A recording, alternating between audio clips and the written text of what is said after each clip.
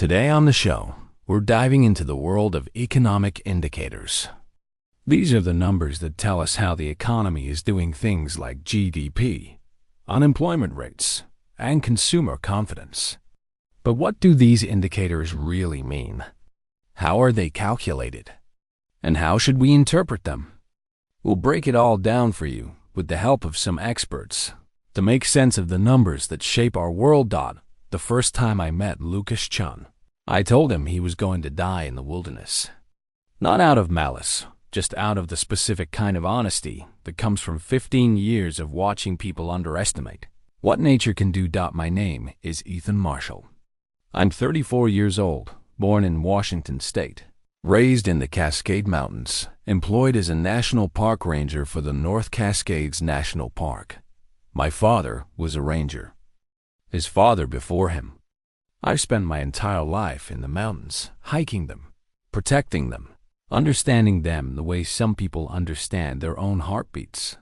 I know where the avalanches happen in winter. I know which streams have flash flood patterns in spring.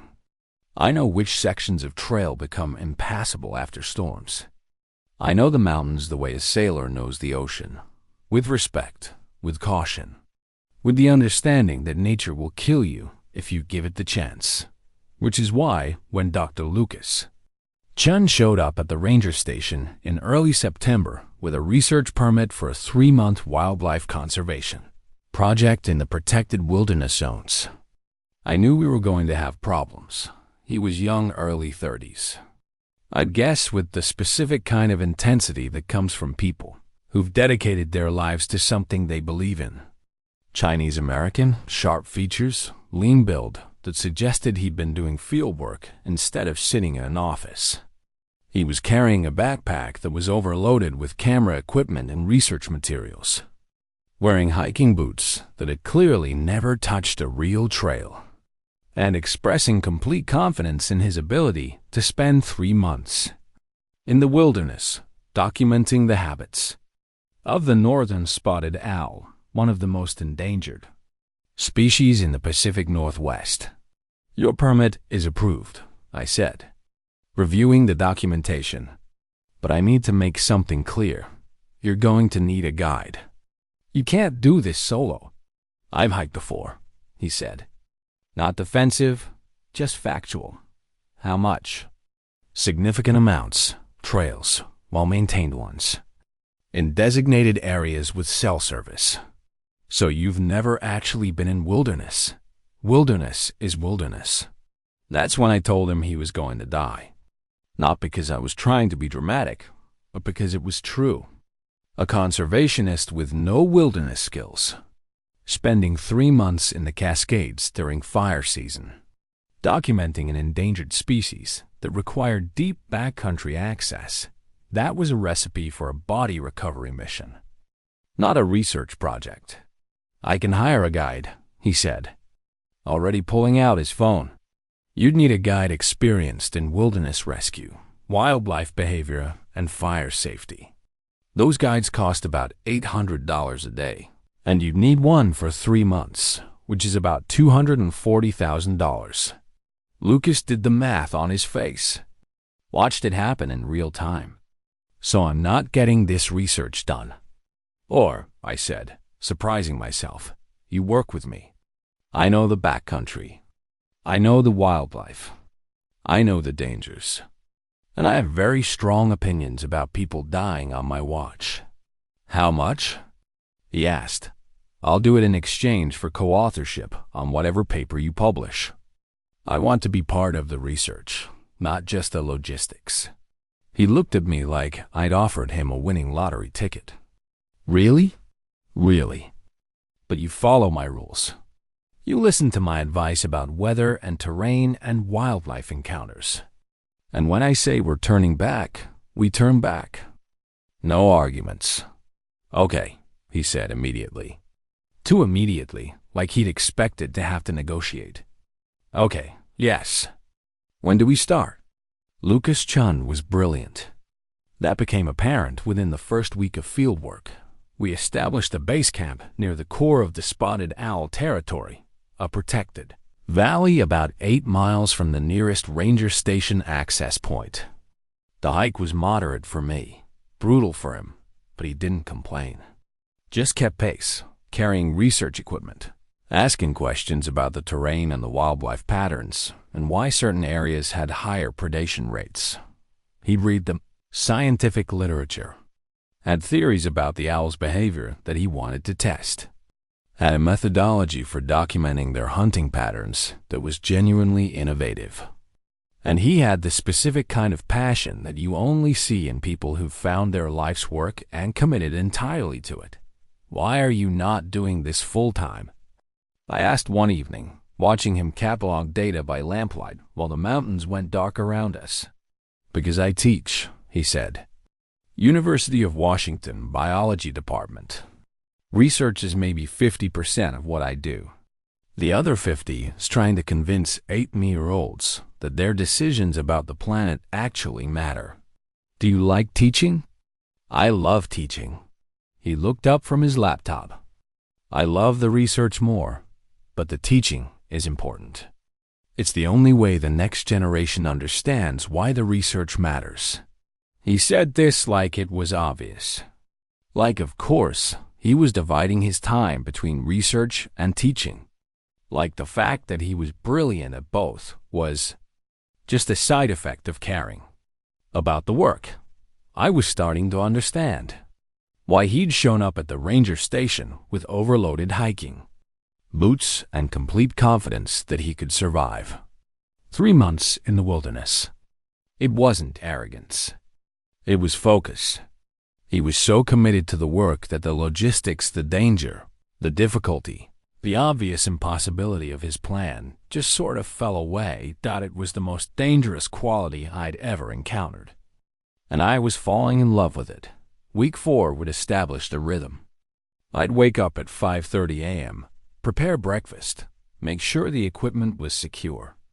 Lucas would emerge from his tent around 6 a.m., looking like he'd been awake for 3 hours already, despite the sleeping bag, carrying his research notebook and about 17 questions about the previous day's observations. We'd spend the day documenting owl behavior. I'd handle the navigation and safety protocols.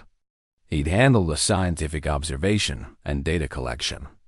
By evening, we'd return to base camp, and he'd spend hours entering data, analyzing patterns, making notes for papers that probably wouldn't get published for another 2 years.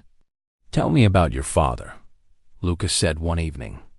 We were sitting by the fire, not because we needed warmth, but because there was something about fire that made the mountains feel less infinite. "He was a ranger," I said. "Good one. Taught me everything about the wilderness. How to read weather patterns, how to recognize dangerous situations before they become catastrophic, how to respect what nature is capable of." "Is he still dead?" 15 years. Flash flood in a canyon he'd hiked 100 times. Miscalculated the water level. Got caught between walls. Drowned in a place he knew better than anyone. Lucas was quiet. "Then, so you became a ranger to finish what he started." "I became a ranger because the mountains are home," I said. "And I became careful because I watched someone I loved underestimate them." "That must make it hard," Lucas said slowly. "To watch someone like me show up completely unprepared and expect to survive." "It does," I admitted. "But you're different." "How?" "You listen. You adapt. You respect the work more than your own ego. Those things matter more than experience." Lucas looked at me across the fire, and I could see the exact moment he understood that I wasn't just his guide, but somewhere between the hiking and the data collection and the conversations under the stars, I'd become something else. Weak EIGD wildfire alert came through on the ranger radio at 3:47 p.m. on a Tuesday in October. Structure fire reported in the Mount Baker area, estimated at 15,000 acres and growing. Evacuation protocols activated for all park areas. All wilderness research teams must return to headquarters immediately. 15,000 acres. That was bigger than most cities. And it was moving east, toward the Cascades, toward our research area. "We have to go," I said, already breaking down the camp. "Pack essential research materials only. Everything else stays." "How long until it reaches us?" Lucas asked, but he was already moving, already understanding the urgency. "Depends on the wind. Fire moves about 5 miles per day in optimal conditions. We're about 20 miles from the fire line, so we have maybe 3 to 4 days. But smoke is going to reach us long before the fire does, and visibility will get worse before it gets better. And the owls? We'll do what they've always done. They'll survive or they won't. That's nature. We can't just leave. We can, and we are. I was already securing the tent. You want to help them? You document what happens when you get back to campus. You publish the research. You use the data to make arguments for why protected wilderness matters. That's how you help them." But Lucas was staring at the research materials, months of data, carefully collected, representing the owl population's entire behavioral pattern across a critical season. "It's going to be fine," I said, understanding what he was afraid of. "We've backed everything up to the cloud. Your work is safe. Your research is safe. What matters is that you're safe." He looked at me. When did I start mattering more than the research? "Probably around week 2, I said. "When you asked about. My father and I realized you actually cared about understanding people, not just studying wildlife." The hike out took longer than the hike in. The smoke was getting thicker, and the visibility was dropping hour by hour. We were making good time, but not good enough. By the second day, we could see orange light on the horizon. The fire, burning through the forests to the west. "We need to move faster," I said, but Lucas was already struggling. The smoke was affecting his breathing, and the pace I'd set was pushing him to his limit. "I'm okay," he insisted, but his face was gray and his breathing was labored. "You're not okay? You're being stubborn because you want to prove something, which is admirable and also stupid," says the man who went into a burning building to save someone last week, Lucas shot back. "That was different. That was—" I stopped. "How do you know about that?" "You told me. 3 weeks ago. During a thunderstorm, when you were talking about dangerous decisions. I had told him that. I told him about my father. I told him about why I became so careful. I told him things I didn't talk about with other people. We're taking a break," I said, and I didn't argue when Lucas didn't protest. We sat in the shadow of a large fir tree, the smoke swirling around us like we were inside a cloud. The fire was somewhere to the west. We could hear it now, a distant roar like an animal breathing. "I'm scared," Lucas said quietly. "Good. Fear is appropriate. Fear keeps you alive. I'm scared of the fire," he continued. "But I'm more scared that I came out here to study owls, and I'm leaving with just you." I understood what he was saying, that somewhere between the research and the hiking and the conversations by the fire, the priority had shifted. That the wilderness had done what it always does, stripped away everything that wasn't essential and revealed what actually mattered. "I'm scared too," I said, "but not of the fire." He looked at me. "I'm scared that when we get back to civilization, you'll realize I'm just a park ranger with no college degree, and you're a university researcher. And the difference between those things will matter more than whatever this is." "Is that what you think?" Lucas reached over, took my hand. "That I need you to have credentials to want you?"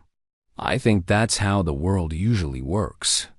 "I'm a conservationist," Lucas said. "I study animals that are dying because humans decided they weren't important.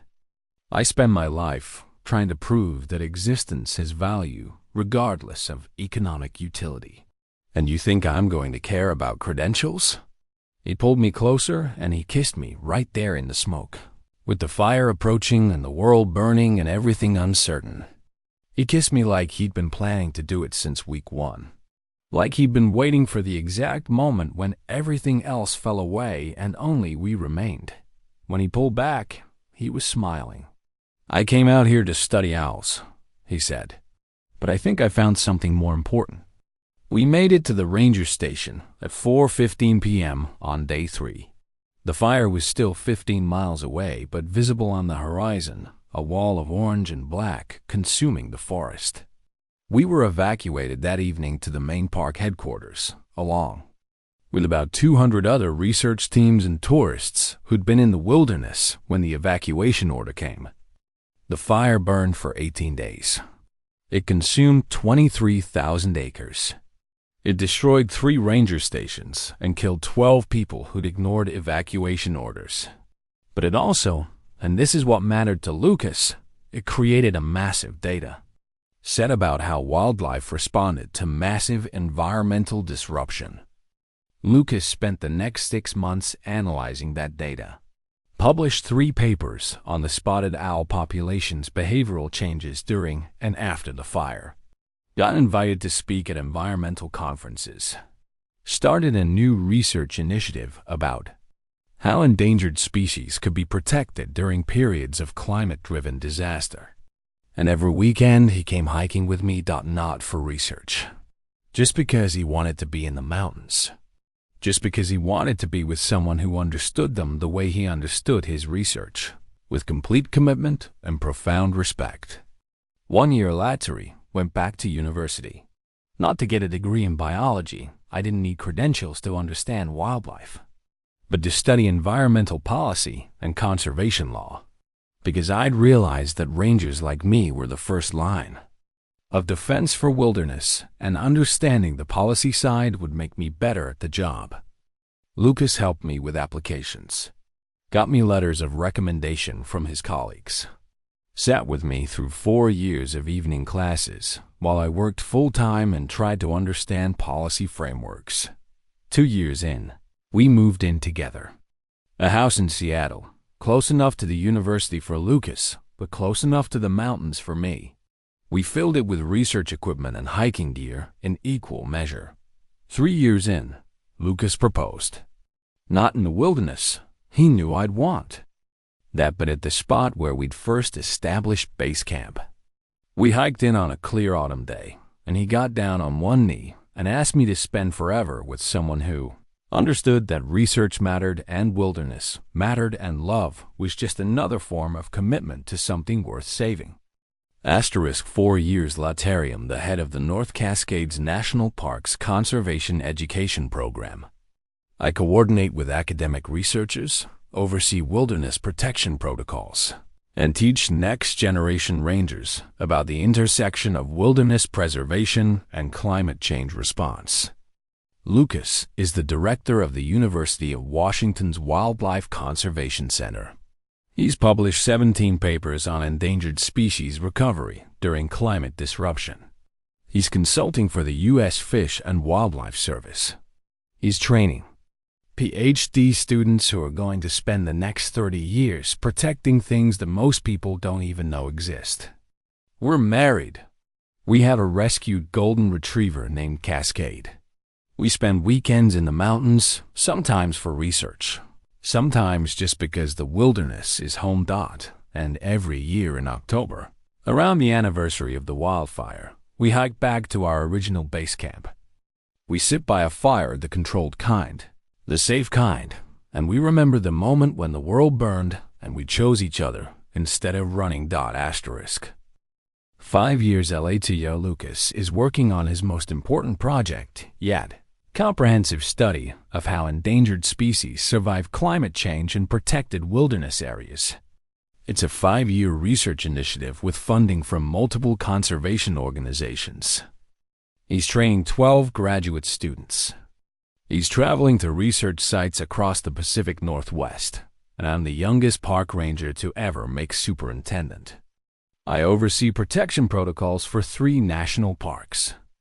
I'm implementing conservation policies that I helped write. I'm teaching other rangers that sometimes the best way to protect wilderness is to educate people about why it matters. We're building something together.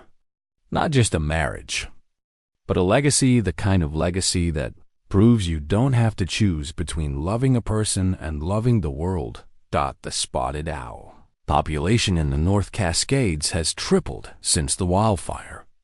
Not because of Lucas's research alone, but because his research informed policy, and that policy created protection. And protection created opportunity for survival. Last month, Lucas received an email from a high school student in Tacoma who'd read one of his papers and decided to study biology because of it. The student wrote, "I read your work on endangered species recovery, and I realized that science isn't just about understanding the world. It's about saving it." Lucas cried when he read it, showed it to me immediately, said, "This is why I teach. This is why we do the research. Because someone out there is going to take what we've done and do something even better with it. That's the real rescue. Not just the moment in the fire when we chose each other, but all the moments after, when we chose to use what we'd learned to help other people understand why the wilderness and the things that live there are worth saving." 5 years later, Lucas is working on his most important project, yet a comprehensive study of how endangered species survive climate change in protected wilderness areas. It's a 5-year research initiative with funding from multiple conservation organizations.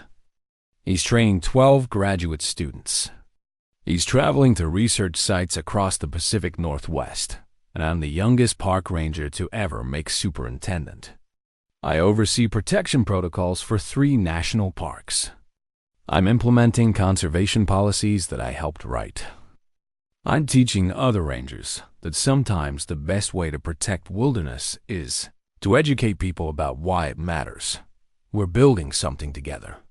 Not just a marriage, but a legacy, the kind of legacy that proves you don't have to choose between loving a person and loving the world. The spotted owl population in the North Cascades has tripled since the wildfire. Not because of Lucas's research alone, but because his research informed policy, and that policy created protection. And protection created opportunity for survival. Last month, Lucas received an email from a high school student in Tacoma who'd read one of his papers and decided to study biology because of it. The student wrote, "I read your work on endangered species recovery, and I realized that science isn't just about understanding the world. It's about saving it." Lucas cried when he read it, showed it to me immediately, said, "This is why I teach. This is why we do the research. Because someone out there is going to take what we've done and do something even better with it. That's the real rescue. Not just the moment in the fire when we chose each other, but all the moments after, when we chose to use what we'd learned to help other people understand why the wilderness and the things that live there are worth saving."